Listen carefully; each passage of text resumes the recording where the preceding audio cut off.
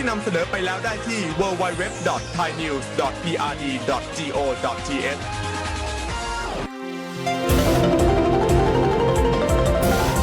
วิทยุแห่งประเทศไทยให้ความรู้คู่ความสุขเทศกาลเดินทางจะใกล้หรือไกลความอุ่นใจต้องมาก่อนขึ้นเครื่องลงเรือเดินทางไกลบาดเจ็บกระเป๋าหายบัดต้องวันใจเพราะมีประกันภัยคุ้มครองสบายใจได้ทุกทริปแค่3ชอติดใจสำหรับคุณเช็คชัดชัวร์เช็คกรมธรรม์ประกันภัยการเดินทางให้พร้อมชัดเจนกับเงื่อนไขกรมธรรม์และความคุ้มครองชัวร์ได้เลยหากมีกรมธรรม์ประกันอุบัติเหตุการเดินทางที่พร้อมบริการฉุกเฉิน24ชั่วโมงชัดทุกเช็คชัวร์ทุกทริปสายด่วนคปภ1186คปภคุ้มครองผู้ทำประกันภัยคุ้มครองคุณ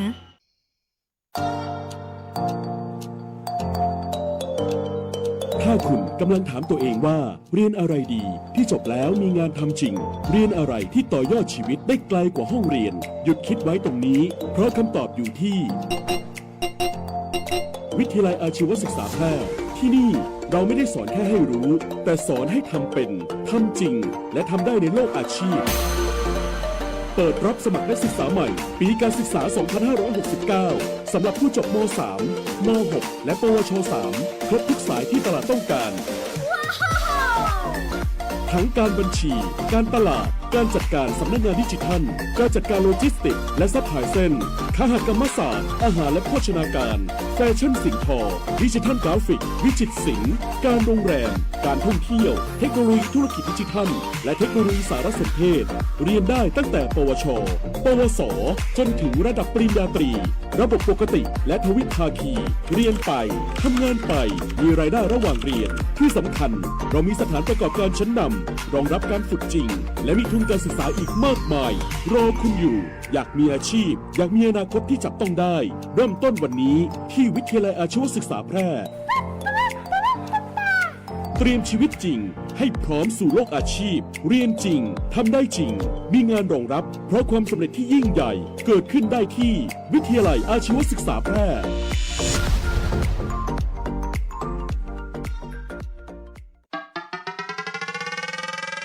มีที่ดินเป็นกรรมสิทธิ์ของตนเองไม่เป็นปัญหา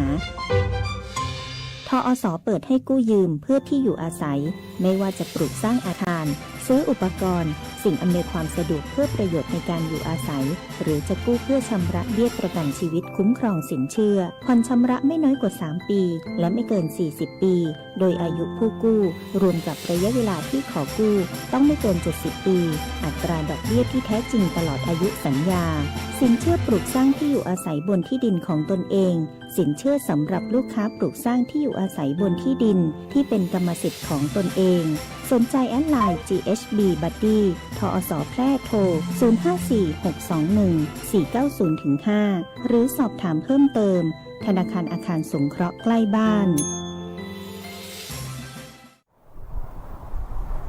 อย่าประมาทอากาศร้อนฟ้าเปลี่ยนสีลมกระโชกแรงนั่นคือสัญญาณของพายุฤดูร้อนและอาจจะเกิดฟ้าผ่ามีลูกเห็บตกในบางพื้นที่ได้อีกเตรียมตัวให้พร้อมปลอดภัยไว้ก่อนเช็คหลังคาบ้านให้ดีปิดหน้าต่างให้สนิทงดใช้โทรศัพท์มือถือในที่โล่งแจ้งขณะเกิดฝนฟ้าคะนองเกษตรกรต้องป้องกันความเสียหายที่จะเกิดกับผลผลิตทางการเกษตรติดตามข่าวสารจากกรมอุตุนิยมวิทยาอย่างใกล้ชิดพายุมาเร็วไปเร็วแต่อันตรายกว่าที่คิดด้วยความห่วงใยจากองค์การบริหารส่วนจังหวัดแพร่มาช่วยกันเฝ้าระวังไฟป่ามาผู้ก่อว่าภาคเหนือมีพื้นที่เผาซ้ำซากสูงถึง10 ล้านไร่กว่า 90% ของไฟป่ามาจากฝีมือมนุษย์ที่เผาเพื่อหาเห็ดของป่าและการเผาเศษซากพืชหลังการเก็บเกี่ยวบ่ว่าจะเป็นต่อสั่งข้าวโพดเลี้ยงสัตว์หรือนาข้าวฝุ่นควันจากการเผาคือ PM 2.5 ภัยเงียบติญะฮืออายุสั้นลงถึง1 ปีจากทั้งปอดอุดตันมะเร็งหัวใจล้มเหลวและสมองเสื่อมวร่วมใจคนไทยหยุดเผาคืนลมหายใจสะอาดให้ลูกหลานกับโครงการจัดยะนโยบายการเปลี่ยนแปลงการใช้ประโยชน์ที่ดินเพื่อบริหารจัดการ PM 2.5 สนับสนุนโดยวช.สำนักงานการวิจัยแห่งชาติช่ วยกันรักษาบ้านสวนให้นาบ่ฮื้อไฟป่ามันเข้าขบวนยาวแต่เราเข้ามาทั้งอำเภอขับขี่ปลอดภัยเมืองไทยไร้อุบัติเหตุด้วยความปรารถนาดีจากสวทแพร่ FM 91 MHz วิทยุแห่งประเทศไทยจังหวัดแพร่ 91 เมกะเฮิรตซ์ให้ความรู้คู่ความสุข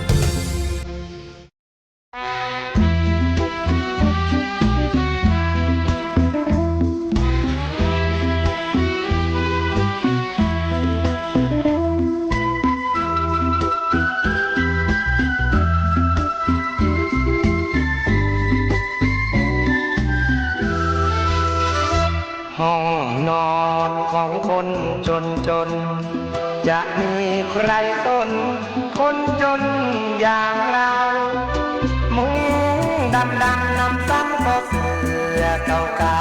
ๆสาวคนใดที่ไหนจะสนใจเราจึงต้องนอนหนาวห้องเราไม่เอาไหน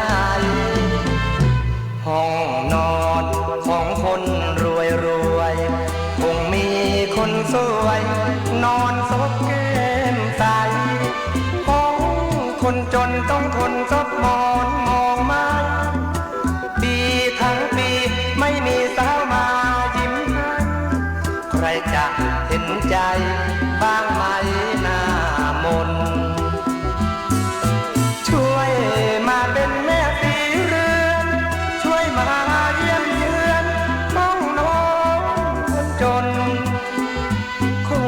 ความเมตตาตัดคนให้พี่ได้ความหวังในตาห้องนอนของคนจนได้หลบแดดทนทุกข์อยู่นาน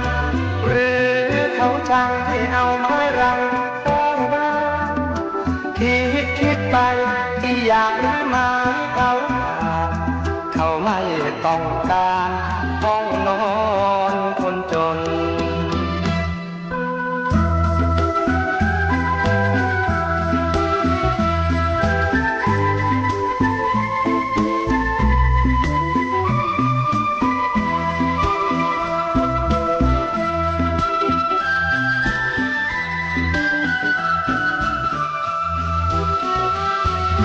ช่วย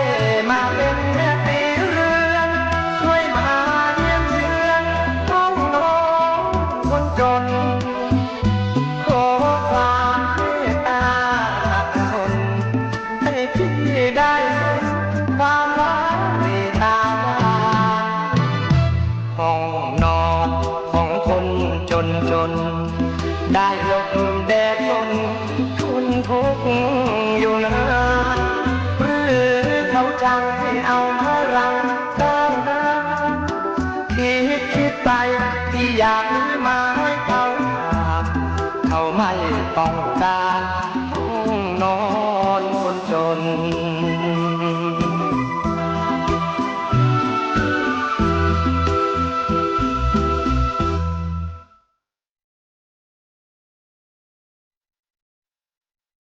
สวัสดีเจ้าคุณผู้ฟังตีเขารบหักทุกท่านนะเจ้าก็กลับมาป้ากันเนาะในช่วงของรายการมวลใจบ่าย3นะเจ้าเป็นประจำจันทร์ถึงศุกร์นะเจ้า 15:10 นาทีไปจนถึง 16 นาฬิกาโดยประมาณเนาะก็อยู่กับน้องปุ๋ยพิรุณพรแสงซอยนะเจ้าอยู่ด้วยกัน1ชั่วโมงตรงนี้เนาะข้อมูลข่าวสารผลงานเพลงลูกทุ่งมวลๆฝากคุณผู้ฟังในช่วงของบ่าย3นี่นะเจ้าอากาศตั้งนอกเนาะก็ฮ้อน นะเจ้าฮ้อนเนาะในขนาดว่ายังบ่เข้าเมษาแต้เตือนเนาะอากาศก็ยังคงฮ้อนอยู่แต่ว่าอาจจะเป็นเพราะการฮ้อนอบอ้าวตัวนะเจ้าซึ่งทางกรมอุตุนิยมวิทยาเปิ่นก็ออกมาประกาศเตือนพายุฤดูร้อนบริเวณประเทศไทยตอนบนฉบับที่6นะเจ้าโดยเปิ่นแจ้งว่าไทยตอนบนของเฮาก็จะมีพายุฤดูร้อนเกิดขึ้นเจ้าก็จะมีลักษณะของพายุฝนฟ้าคะนองลมกระโชกแห้งนะแล้วก็มีลูกเห็บตกตัวยนะเจ้ารวมไปถึงฝนตกหนักในบางแห่งเนาะอาจจะ มีฟ้าผ่าเกิดขึ้นได้ในบางพื้นที่นะเจ้าทางนี้เนื่องจากบริเวณความกดอากาศสูงหรือมวลอากาศเย็นจากประเทศจีนก็ปกคลุมภาคตะวันออกเฉียงเหนือและทะเลจีนใต้นะเจ้าส่งผลเนี่ยมีลมตะวันออกเฉียงใต้นะเจ้าก็พัดนำความชื้นจากทะเลจีนใต้เข้ามาปกคลุมภาคตะวันออกเฉียงเหนือภาคตะวันออกแล้วก็อ่าวไทยตอนบนนะเจ้าในขณะที่ประเทศไทยตอนบนก็มีอากาศร้อนเนาะประกอบกับคลื่นกระแสลมไฟตะวันตกจากประเทศเมียนมาเนาะเคลื่อนเข้ามาปกคลุมในภาคเหนือตอนบนก็ขอให้คุณผู้ฟังประชาชนระวังอันตรายจากพายุฤดูร้อนนะแล้วก็หลีกเลี่ยงนะเจ้าการอยู่ในตีโล่งแจ้งปืนก็ไม่ใหญ่สิ่งปลูกสร้างป้ายโฆษณาที่บอกแข็งแรงนะเจ้าเกษตรกรเนาะก็ต้องเตรียมความพร้อมเสริมความแข็งแรงให้กับไม่ผลผืชผลของท่านนะเจ้าผลผลิตทางการเกษตรของท่านแล้วก็ป้องกันความเสียหายอื่นๆนะกับสัตว์เลี้ยงตัวนะเจ้ารวมไปถึงการดูแลรักษาสุขภาพในช่วงนี้เนาะอากาศร้อนอบอ้าวนะรวมไปถึงมีฝุ่น PM 2.5 มีหมอกมีควันนะเจ้าแล้วก็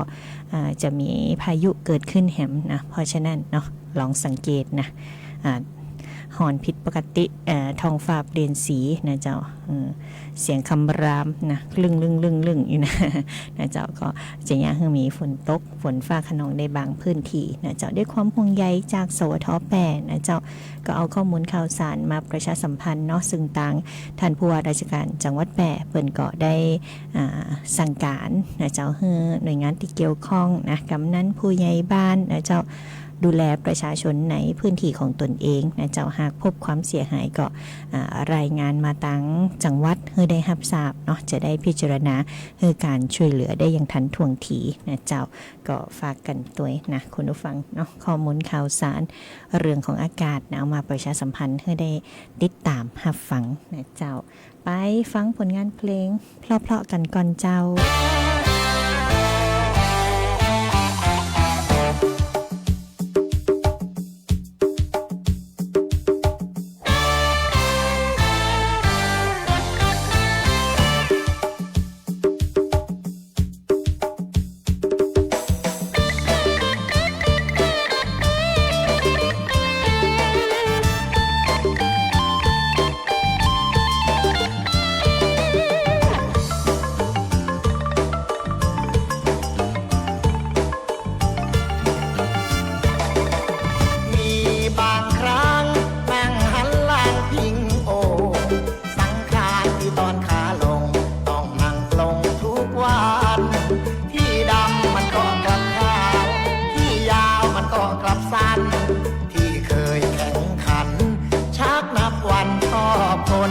เหมือนเครื่องยนต์เริ่มคลอน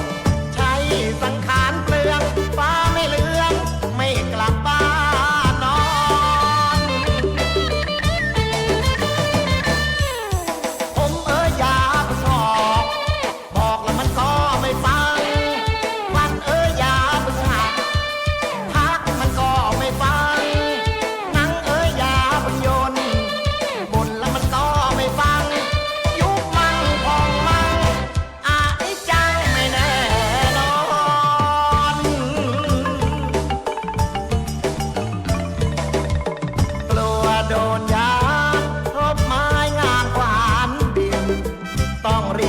อยากกินดึงความหล่อไว้ก่อนงานหลักประจำหัวค่ำยังไม่อยากนอน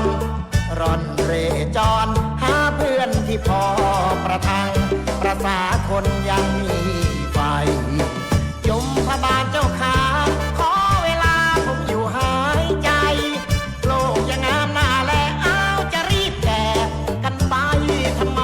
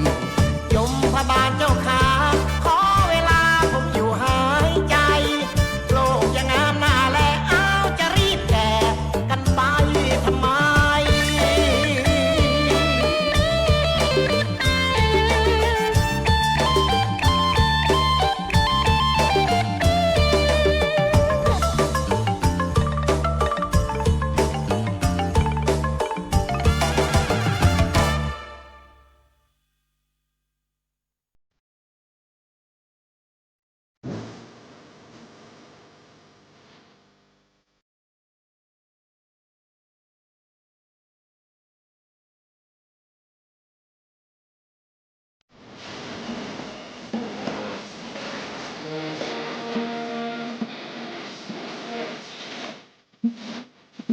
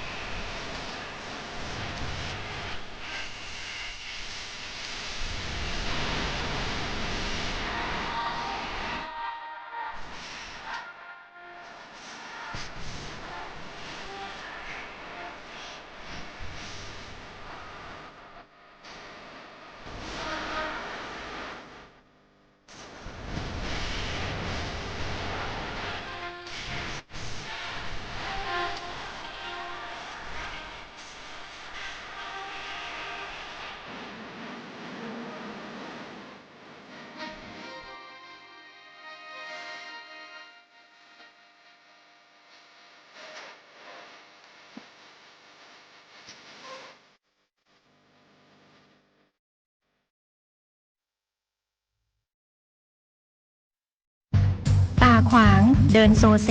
ห่างตก ลิ้นห้อย น้ำลายย่อย แม่นเลยเจ้า สัตว์เลี้ยงของท่านกำลังเป็นโรคพิษสุนัขบ้า เพื่อบ่ให้มีการสูญเสียชีวิตจากโรคพิษสุนัขบ้าเฮาผู้คนต้องเป็นส่วนหนึ่งในการเฝ้าระวัง ป้องกัน ควบคุม และบูรณาการร่วมกันกำจัดโรคพิษสุนัขบ้าให้หมดไปจากประเทศไทย และบ่ได้ลืมว่าสัตว์เลี้ยงลูกด้วยนมกูชนิดเป็นโรคพิษสุนัขบ้าเฮาต้องเฝ้าระวัง สัตว์ปลอดโรคขนปลอดภัยจากโรคพิษสุนัขบ้า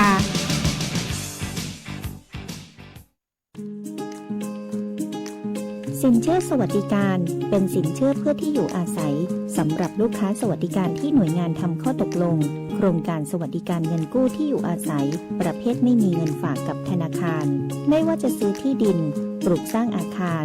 ต่อเติมซ่อมแซมไถ่ถอนจำนองที่ดินซื้ออุปกรณ์สิ่งอำนวยความสะดวกเพื่อประโยชน์ในการอยู่อาศัยหรือจะกู้เพิ่มผ่อนชำระไม่น้อยกว่า3ปีและไม่เกิน40ปีโดยอายุผู้กู้รวมกับระยะเวลาที่ขอกู้ต้องไม่เกิน70ปีอัตราดอกเบี้ยตามเงื่อนไขที่ธนาคารกำหนดสนใจติดต่อได้ที่ธนาคารอาคารสงเคราะห์ใกล้บ้านแอดไลน์ GHB Buddy หรือโทร 054-621-490-5 ทอส.แพร่พร้อมให้บริการคุณรถมาติดอย่างกันนักกันนะก็ขยับขยื่นเลยหันดูซ้ายว่างแซงไปเลยไทยอย่าดีโอ้แซงซ้ายบ่ได้เนอะนั่นมันไหลตางนะเฮาบ่ฮู้นะว่าแซงขึ้นไปแล้วเนี่ยจะปะไอ้หยังพ่องตึงรถทีบรถเครื่องคนเดินเท้ารถติดจอดลุเหรอสัตว์เลี้ยงแหมก็ว่ากองวัสดุต่างๆมันเสี่ยงต่อการเกิดอุบัติเหตุนะจ้าเข้าใจแล้วจ้าบ่แซงก็ได้ขับรถมีน้ำใจรักษาวินัยจราจรด้วยความปรารถนาดีจากสถานีวิทยุกระจายเสียงแห่งประเทศไทยจังหวัดแปร่กรมประชาสัมพันธ์รู้ไหมว่าไฟป่าไม่ได้เผาแค่ต้นไม้แต่มันทำลายบ้านของสัตว์ป่าทำลายหน้าดินและทำให้แหล่งน้ำแห้งขอดควันไฟที่ลอยคละคลุ้งคือพิษร้ายที่ทำลายลมหายใจของคุณและคนที่คุณรักอย่าให้ปีนี้ต้องเกิดการสูญเสีย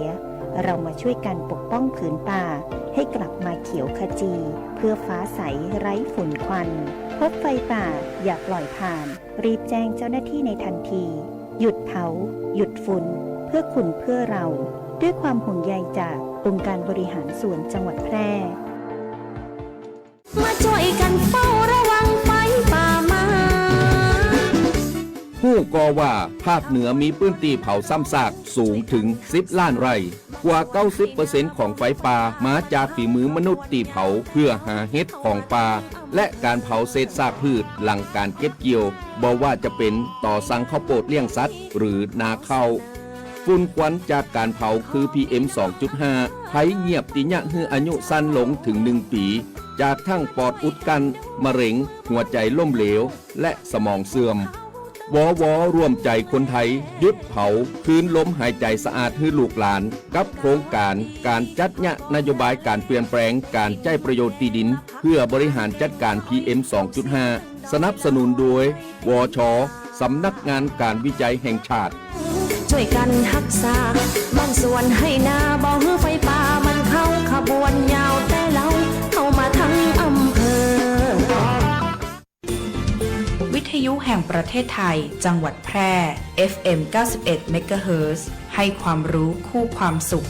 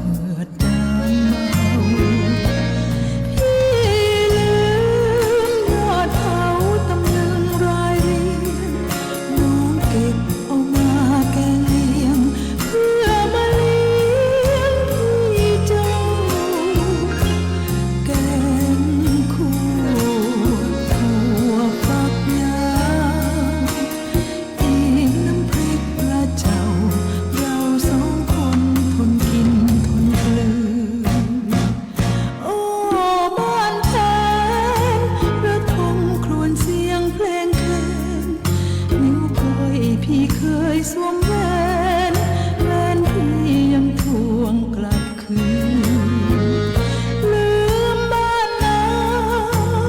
พี่ไปหาความชื่นสิ้นเสียงแคนเสียงคลื่นรอพี่คืนกลับบ้านแพ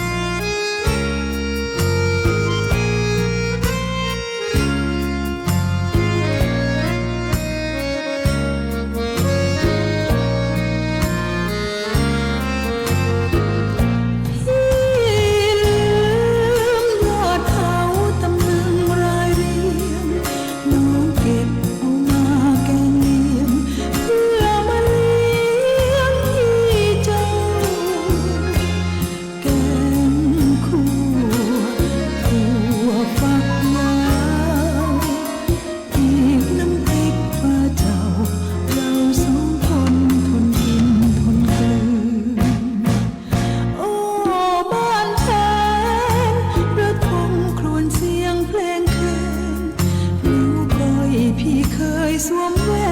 นแหวนพี่ยังทวงกลับคืนลืมบ้านนาพี่ไปหาความชื่นสิ้นเสียงแคนเสียงคลื่นรอพี่คืนกลับบ้านแพ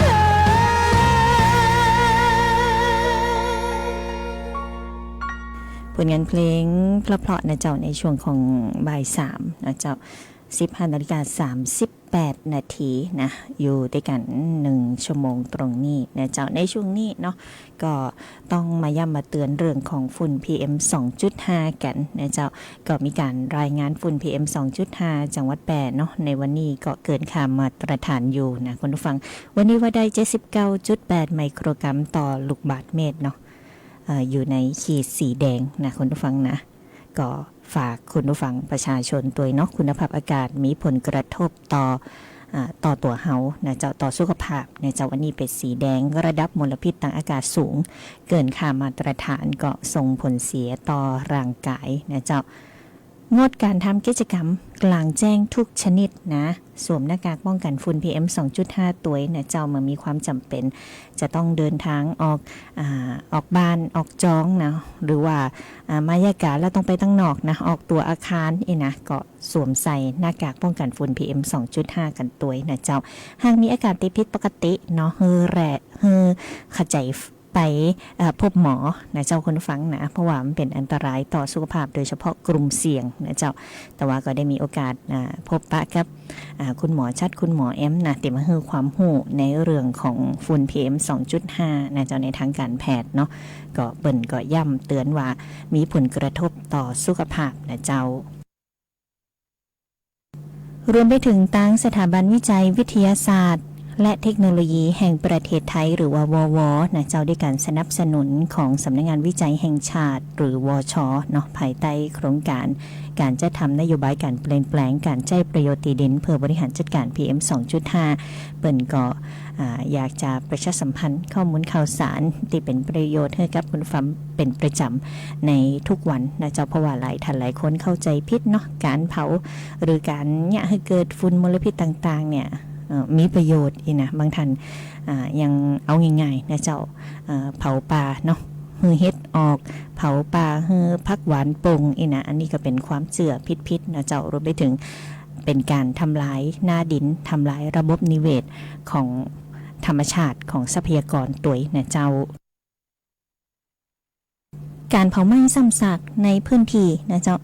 ในภาคเหนือของเขาก็เป็นอันดับหนึ่งเนาะในเรื่องการเผาแล้วก็การเกิดฝุ่นมลพิษหมอกควัน PM 2.5 เนี่ยคือสภาพภูมิประเทศดีเป็นแอ่งกระทะเนาะเกิดฝุ่น PM 2.5 จนกลายเป็นภัยเงียบ ก็จากการระบุเนาะฝุ่นเหล่านี้เนาะก็เนี่ยคือเกิดการเสี่ยงต่อโรคภัยไข้เจ็บต่างๆนะเจ้าระบบทางเดินหายใจโรคมะเร็งปอดหัวใจล้มเหลวสมองเสื่อมเนาะก็ส่งผลให้คนไทยเนี่ยอายุสั้นลงแหมนะคุณผู้ฟังนะแล้วเปิ้นยังบอกว่าตายพรทรงทำตัวนะเสียชีวิตพรทรงนะก็ฝากคุณผู้ฟังเนาะที่เป็นสายออกกำลังกายนะในช่วงนี้เนาะฝุ่น PM 2.5 อยู่ในระดับสีแดงนะเจ้าเพิ่มความเสี่ยงต่อโรคหัวใจแล้วก็หลอดเลือดนะเจ้าอยากจะให้ทันตี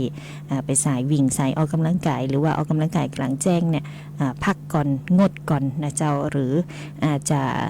ใช้วิธีการออกกำลังกายภายในบ้านนะบางท่านมีเครื่องออกกำลังกายที่บ้านนะเจ้าหรือ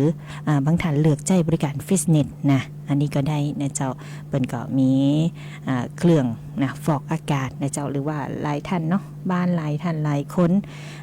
อยากจะอยู่ในห้องแอร์นะเจ้าก็ถ้ามีโอกาสนะเหมือนคุณหมอบอกตะวาก็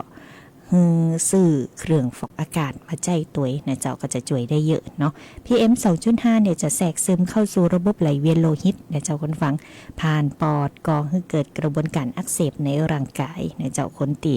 ออกกำลังกายกลางแจ้งหรือว่าทำงานอยู่กลางแจ้งก็ต้องระมัดระวังเป็นพิเศษด้วยเนาะนักถึง20% เลยนะของการเสียชีวิตจากโรคหัวใจแล้วก็โรคหลอดเลือดนะเจ้าก็เป็นสาเหตุจากมลพิษทางอากาศนะคุณผู้ฟังระบบทางเดินหายใจที่ได้รับผลกระทบเนาะบอกว่าจะเป็นโรคหอบหืดโรคถุงลมโป่งพองนะโรคมะเร็งปอดนะเจ้าระบบประสาทนะเจ้าก็มีหลอดเลือดสมองนะเจ้าความจำเสื่อมนะเกิดซึมเศร้าได้ตัวนะเจ้าระบบต่างร่างกายนะเจ้าเบาหวานอ้วนภูมิแพ้นะเจ้าระบบหัวใจหลอดเลือดเนาะหัวใจขาดเลือดโรคหลอดเลือดอุดตันนะเจ้าระดับความดันโลหิตสูงนะแล้วก็เพิ่มเข้ามาแหมนะเจ้าตีได้หันจากทางสาธารณสุขเป็นประชาสัมพันธ์ไว้นะนั่นก็คือฝุ่น PM 2.5 ถ้าเกินค่ามาตรฐานนะกลุ่มเสี่ยงก็ต้องระมัดระวังเป็นพิเศษแล้วก็จะเพิ่มเข้ามานั่นก็คือเลือดกำเดาไหลนะเลือดกำเดาไหลจากการตีฝุ่นเนี่ยเข้าไปกระตุ้นนะเจ้าเหยื่อบุจมูกอักเสบนะเลือดฝอยในจมูกอักเสบเส้นเลือดอักเสบนะเจ้าแล้วก็เปราะแตกง่ายเลือดออกจมูกนะเจ้าก็ฝากกันไว้ตัวนะคุณผู้ฟังสัญญาณเตือนนะอวัยวะเริ่มอักเสบจากฝุ่นก็บอกว่าจะเป็นกัดหูดังแสบหูดังนะเจ้าแสบตาน้ำตาไหลขี้มูกย่อยนะแน่นหน้าอกไอนะเจ้าภูมิแพ้กำเริบนะตุ่มหืนนูนแดงโดยเฉพาะผู้ป่วยโรคผิวหนังเรื้อรังนะผู้ป่วยโรคผิวหนังเรื้อรังก็จะต้องระมัดระวังเป็นพิเศษตัวนะเจ้าเพราะว่าฝุ่นเนาะบางทีบางท่านเนี่ยบ่เคยเป็นมาก่อนนะอาจจะฝุ่นเข้าหน้านะหรือบางทีเนี่ยใส่แมสอันเดิมซ้ำๆเนาะก็ย่าให้เกิดอาการแพ้นะใบหน้าเกิดการแพ้เป็นพดผื่นคันนะอันนี้ก็เป็นผลกระทบทั้งสิ้นนะเจ้าก็ขอความร่วมมือคุณผู้ฟังประชาชนทุกท่านงดการเผาทุกพื้นที่งดการเผาทุกชนิดนะบอกว่าจะเป็นเศษใบไม้ใบหญ้าอย่างต่างๆนะกวาดกองไว้เนี่ยเป็นปุ๋ยนะเจ้าฝั่งเผาเตือนะเพราะว่ามันเป็นช่วงวิกฤตหมอกควันนะเจ้าแล้วก็ผิดกฎหมายตัวเนาะน้องปุ๋ยก็จะมันมาประชาสัมพันธ์ให้ทุกท่านทุกคนได้รับฟังข้อมูลข่าวสารกันนะเจ้าก็เป็นประโยชน์ต่อทุกท่านทุกคนนะเจ้าด้วยความห่วงใยจากทางสถาบันวิจัยวิทยาศาสตร์และเทคโนโลยีแห่งประเทศไทยววนะเจ้าแล้วก็สถาบันสำนักงานการวิจัยแห่งชาติหรือว่าวช.ตัวเนาะตีฝากข้อมูลข่าวสารมาประชาสัมพันธ์ให้ทุกท่านได้ติดตามรับฟังก่อนนำไปปรับใจในชีวิตประจำวันกันได้นะเจ้าทักทายคุณอุดรฤทธิชัยกันตัวนะเจ้าอยู่ด้วยกันทางหน้าเพจ Facebook Live เนาะอยู่เป็นเปื่อนน้องปุ๋ยนะ1 ชั่วโมงตรงนี้นะเจ้าไปฟังผลงานเพลงกันต่อเจ้า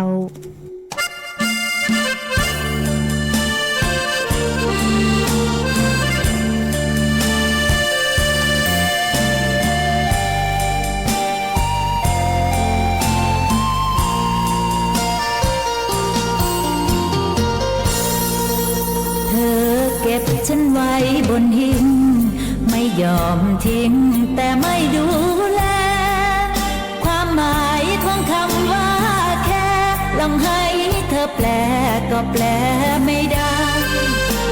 ตำแหน่งที่เธอให้มาคือภรรยาชอบด้วยกฎหมายแต่สิ่งที่ไม่เคยได้คือความห่วงใยและรักให้กันชีวิตเหมือนถูกทิ้งขว้างทั้งที่ยังอยู่ร่วมชายคากินข้าวคลุกกับน้ำตาหน้าที่ซักผ้าล้างจานทุกวันไม่มีสิทธิอะไรเหมือนคนรับใช้ของเธอเท่านั้นทำไมเหลือใจให้กันได้โปรดปล่อยฉันจากหิ้งหลังบ้านไม่รักก็ควรจะทิ้งไม่อยากอยู่บนหิ้งอย่างเดียวได้โปรดช่วยดูแลหัวใจคงไม่มากไปถ้ายังรักกันกินข้าวสบตาโทรหากันบางวันปลดโซ่หัวใจให้ฉันหลุดจากคืนวันของความน้อยใจทนอยู่บนหิ้งหลังบ้านหวังสักวันเธอเห็นความดีให้เกียรติผู้หญิงคนนี้ถ้าฟ้าปราณีเธอคงคิดได้สิ่งที่ฉันอ้อนวอนขอคงไม่ต้องรอชาติหน้าบายได้โปรดช่วยเก็บฉันไว้บนหิ้งหัวใจเธอได้หรือเปล่า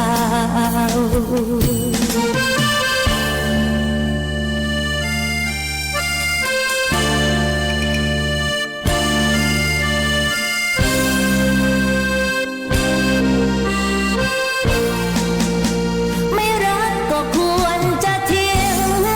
ไม่อยากอยู่บนหิ้งอย่างเดียวได้โปรดช่วยดูแลหัวใจคงไม่มากไปถ้ายังรักกันกินข้าวสบตาโทรหากันบางวันปลดโซ่หัวใจให้ฉันหลุดจากคืนวันของความน้อยใจ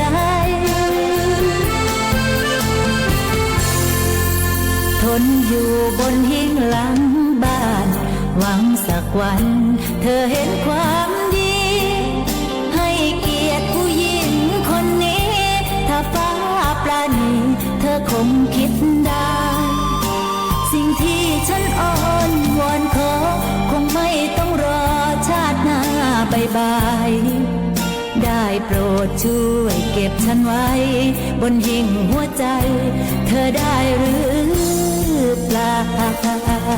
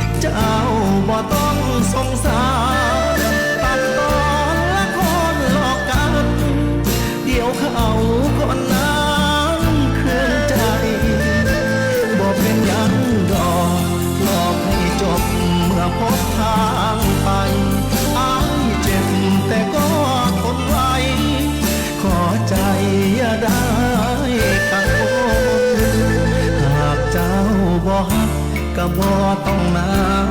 ใจดอก ขอยอมเพื่อเป็นทางออกเพียงบอกช้ำก็จะทนเมื่อรักสิ้นหวังก็บ่อยากฟังถ้อยคำปลอบโยนบอกย้ำล้านคำรู้ตนแต่ผลคืออายโดนทิ้งเมื่อรักสิ้นหวังก็บ่อยากฟังถ้อยคำปลอบโยนบอกย้ำล้านคำรู้ตนแต่ผลคืออายโดนทิ้ง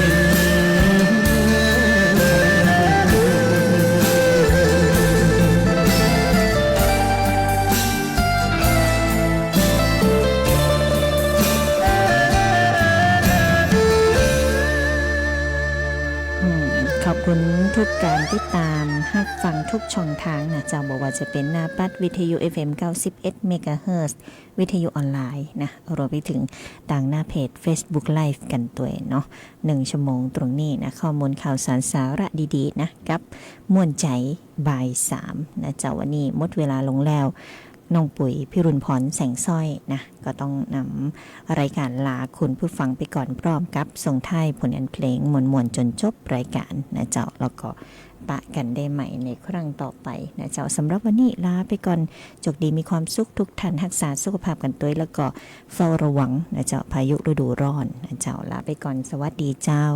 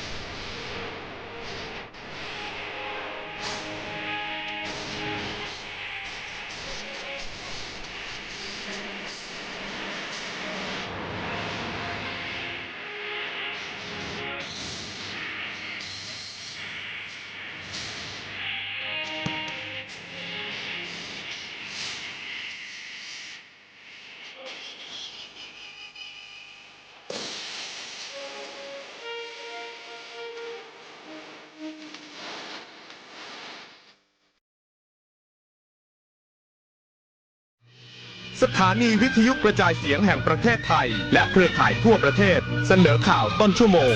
รู้เร็ว รู้จริงเกาะติดทุกสถานการณ์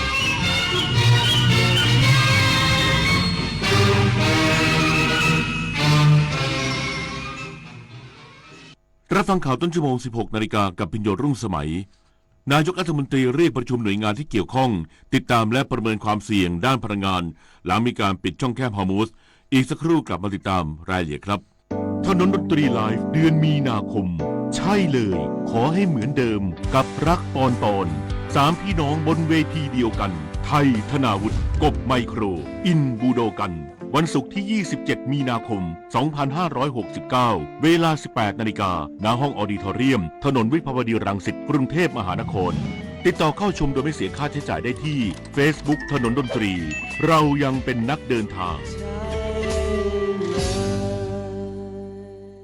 เอกลักษณ์ประจำชาติไทย 6 อย่างที่คนไทยต้องรู้ สัตว์ประจำชาติคือช้างไทย ดอกไม้ประจำชาติ ดอกราชพฤกษ์สถาปัตยกรรมประจำชาติศาลาไทย สัตว์น้ำประจำชาติปรากัดสัตว์ในตำนานประจำชาตินาควัฒนธรรมประจำชาติการไหว้แบบไทย 6 เอกลักษณ์ประจำชาติสะท้อนความเป็นไทยให้โลกจำสื่อสารตัวตนของไทยให้ชัดเจนยิ่งขึ้นในระดับสากล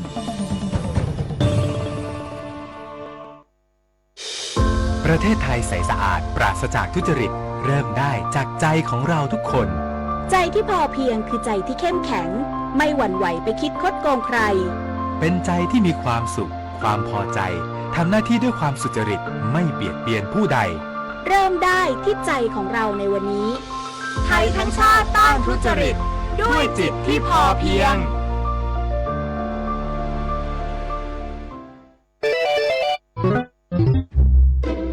เกมนี้เล่นแล้วได้เงินฟรีด้วยได้ไอเทมในเกมด้วยนะแถมถ้าอยากได้ค่าคอมเพิ่มแค่ชวนเพื่อนมาเล่นเพิ่มก็พอง่ายมากเดี๋ยวก่อนหยุดเลยลบเกมเดี๋ยวนี้ทันทีนี่ไม่ใช่เกมเล่นสนุกแต่เป็นเกมกับดักของพวกมิจฉาชีพรู้เท่าทันเกมออนไลน์แบบลูกโซ่กับดักมิจฉาชีพป้องกันเด็กก่อนจะสายเกินไปเกมที่ต้องชวนเพื่อนต้องระวังนายกรัฐมนตรีเรียกประชุมหน่วยงานที่เกี่ยวข้องติดตามและประเมินความเสี่ยงด้านพลังงานหลังมีการปิดช่องแคบฮอร์มุสพร้อมมอบหมายกระทรวงพลังงานพิจารณาแหล่งนำเข้าน้ำมันดิบนอกเหนือจากภูมิภาคตะวันออกกลางนายอนุทินชาญวีรกูลนายกรัฐมนตรีและรัฐมนตรีว่าการกระทรวงมหาดไทยเป็นประธานการประชุมหารือมาตรการด้านพลังงานร่วมกับหน่วยงานที่เกี่ยวข้องที่ทำเนียบรัฐบาลโดยมีรองนายกรัฐมนตรีและผู้บริหารหน่วยงานที่เกี่ยวข้องเข้าร่วมประชุมพร้อมกล่าวว่าสถานการณ์การสู้รบในภูมิภาคตะวันออกกลางส่งผลให้มีการปิดช่องแคบฮอร์มุสซึ่งเป็นเส้นทางสำคัญในการขนส่งน้ำมันดิบของโลกและอาจส่งผลกระทบต่อการนำเข้าน้ำมันของประเทศไทยได้รับรายงานว่าจากข้อมูลของกระทรวงพลังงานในช่วงเดือนมีนาคมยังไม่มีผลกระทบต่อปริมาณน้ำมันที่ใช้ภายในประเทศอย่างไรก็ตามแนวโน้มปริมาณน้ำมันที่นำเข้าสู่ประเทศไทยอาจเริ่มทยอยลดลงตามสถานการณ์ที่มีความรุนแรงเพิ่มขึ้นจึงมอบหมายให้หน่วยงาน